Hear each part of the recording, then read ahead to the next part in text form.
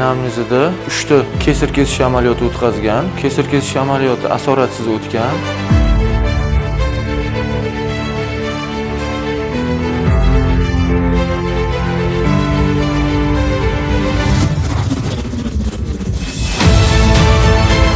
Bizga Respublika ona va bola ilmiy amaliy tibbiyot markazi murojaat qilganda o'ng tomonda kista borligi aniqlangan. Assalomu alaykum barchaga. Mana bugungi jarrohlik amaliyotimiz bemorimizda qisqacha anamnezni aytib o'tadigan bo'lsak, anamnezida 3 ta kesir kesish amaliyoti o'tkazgan. Kesir kesish amaliyoti asoratsiz o'tgan va 4-homiladorligida bachadondan tashqari homiladorlik, ya'ni bachadon nayida pnevmatchniy deyiladi. Homiladorlik bo'lgan 21-fevralda 2026-yil, taxminan 1 oy oldin o'zini yashash joyi bo'yicha laparotomiya, tubektomiya amaliyoti bajarilgan. Jarrohlik amaliyoti yaxshi o'tgan, asoratlarsiz. 10 kundan keyin mart oyida yana boshidan og'riq boshlangan qorin pastida murojaat qilganda o'ng tomonda kista borligi aniqlangan. Bizga Respublika ona va bola ilmiy amaliy tibbiyot markaziga murojaat qildilar. Tekshiruvlar natijasida tuxumdondagi kista bir nechta kamerali aniqlandi va kista o'lchamini katta bo'lganligi uchun, ya'ni 9 sm dan katta bo'lganligi uchun qo'shimcha antimarkyorlar ham olindi. Antimarkyorlar normada chiqdi, lekin shunda ham onkoginekolog maslahatini o'tkazdik.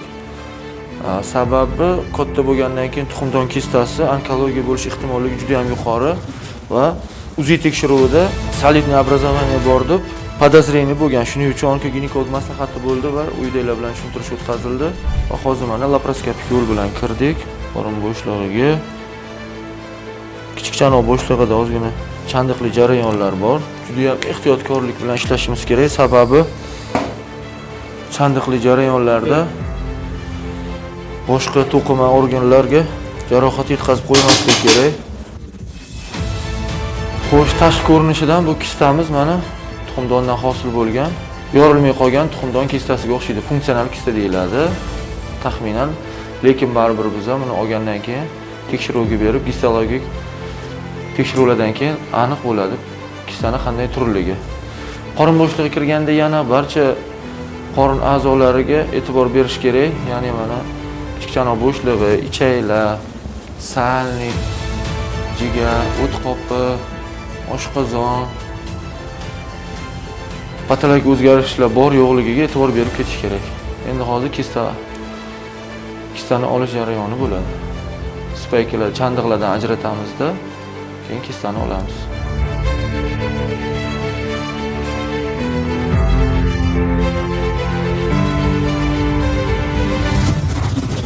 Mana ko'rganingizdek, kista bir nechta kamerali, bitta kistasi yorildi.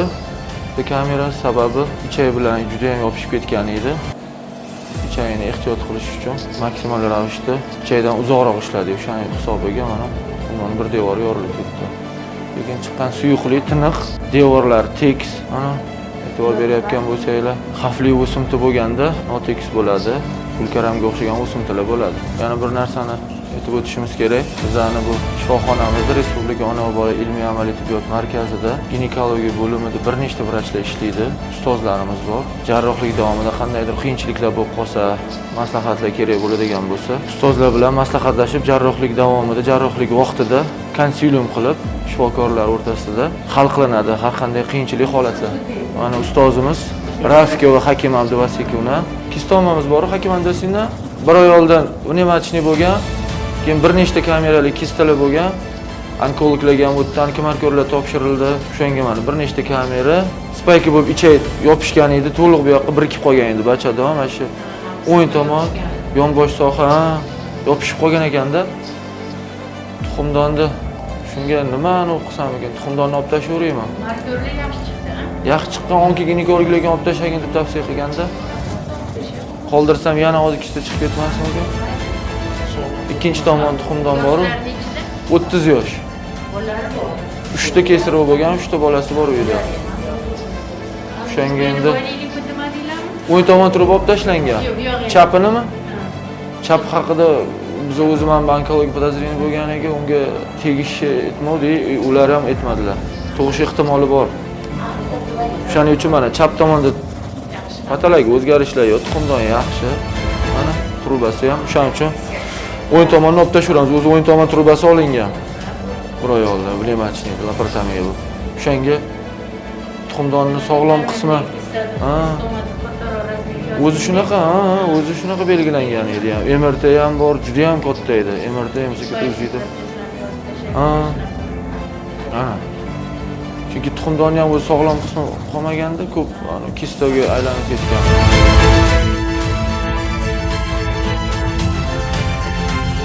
To'liq o'yin tomon truba tuxumdoni olib tashlandi. Gemostazi to'liq qilindi mana. Hozirda olamizda histologiyani, keyin yana gemostaz tekshirib, qorin bo'shlig'iga kontrolni drenaj qoldiramiz. E'tiboringlar uchun hammaga rahmat.